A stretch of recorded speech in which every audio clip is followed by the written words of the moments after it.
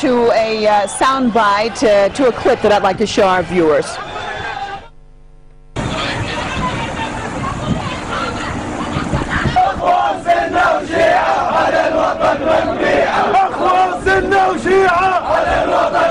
One of the slogans from the Bahraini people, they are saying we are all united, Sunni and Shia, and this country, this soil, we will never sell it.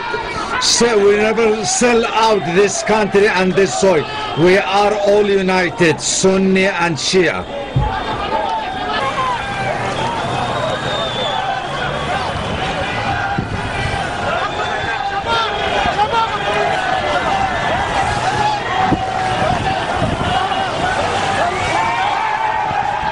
What you're looking at are the latest pictures coming out of Bahrain. Here, demonstrators are actually kneeling on the ground, prostration, an Islamic gesture of thanking the Creator for what has happened. Many Bahrainis feeling that they have reached a certain point of victory, at least in that the military retreated today. As you can see, they were out in huge numbers in full force, and then all of a sudden, as obviously they got orders from the top, then they went into their vehicles and started leaving Pearl Square.